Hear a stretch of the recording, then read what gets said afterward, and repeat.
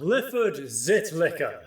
Clfford Zitlikker was born, for want of a better word, in 1869 in Holmoborough, Georgiana. He never knew his father, a bloodhound named Rex, and his mother gave him away as a raffle prize at the age of 6. His early years were marked by hardship, heartbreak, heroin, and lots of other things, beginning with H. I was treated worse than a fried frog in a vol au vent in a French fucking restaurant, he was later to say in his semi-autobiography, The Tale of My Semi. At the age of 9, Zitlikker began living with a family named Flange in Blandland near Egyptinia, Georgiana. And it was here, or just over there, that he showed his first musical interest, when he constructed an instrument he called the buttock bow. I made a bow like the Indians used to use, and put some hog grease on the string, he explained. I put the bow between my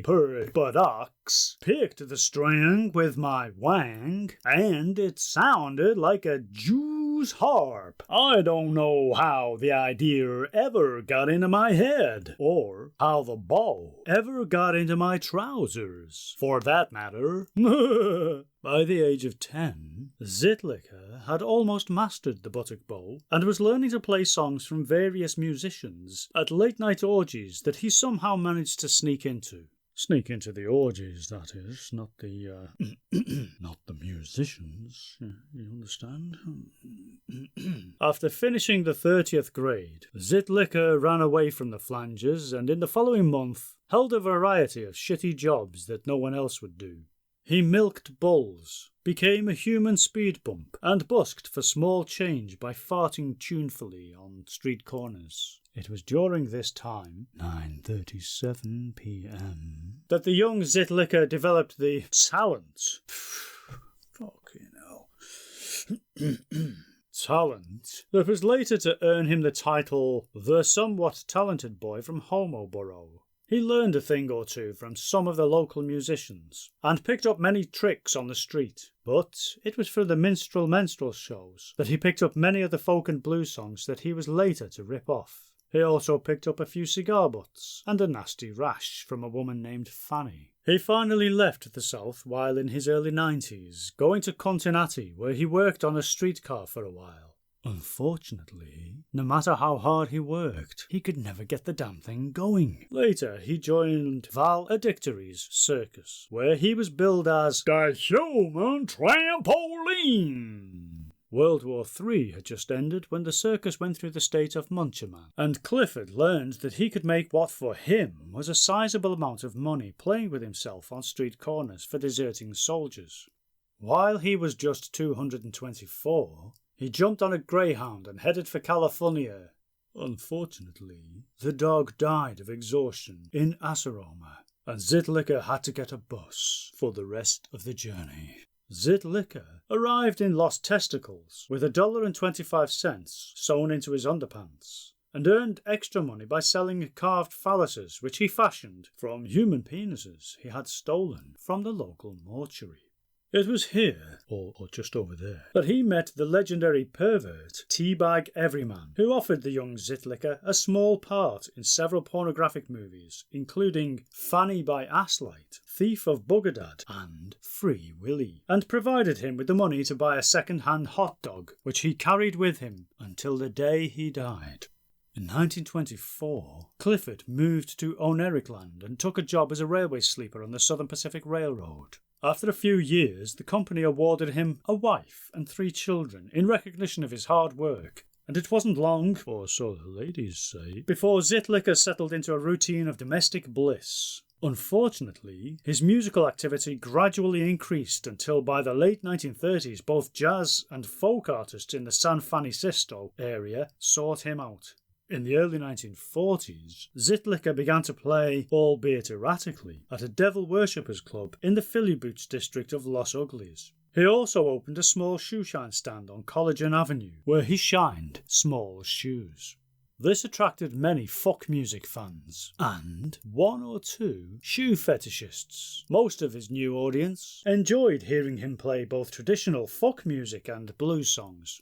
However, some of them just came for the shoes, if the truth be known. During those years, Zitlikker also devised a new kind of instrument he called a fartella, a big 60-string bass viol that he played with his arse via a system of pedals and levers. I got hearing about fellers who were making lots of money on records, said Zitlikker. I tried to get some fellas to play with me, but they told me to fuck off. So I said, I'm gonna make me a one-man band. And I did. I can't remember who that man was, but my wife seemed to like him. It was Zitlikker's wife who named the shit-sounding instrument the fartella. I called it that because Clfford plays it by farting, and cause that's its name, she said mysteriously and a little annoyingly. To complete the one-man band rig, Clfford had a right testicle pedal for the fartella, a left buttock pedal to run a hi-hat cymbal, and a harness to hold a harmonica, kazoo and spliff. While sitting amidst all this, he also urinated melodically into a cookie jar and played a 112-string guitar with his nipples. Helped by the fuck singer and hate figure Nancy Pregg, Clfford's career began to fester in the late 1940s.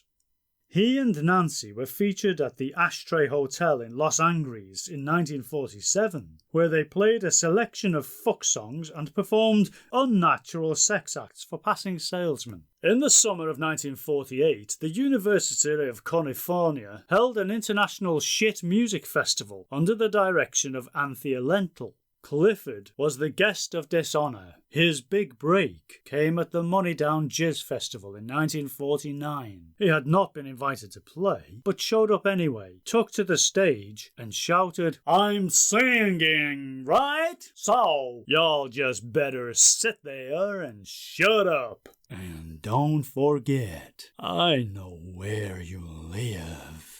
Among the listeners was Guy Hairdresser, a Swedishland band leader and unconvincing transvestite. This led to an invitation to tour Europeland and allowed Zitlikker to escape his audience, who were becoming increasingly volatile. However, the invitation did not come from Hairdresser, and it is not known why his name was mentioned here. The tour was a complete disaster, and on his return, Zitlikker discovered that he had been invited to never play at the Blue Pork Folk Fuck Festival ever again.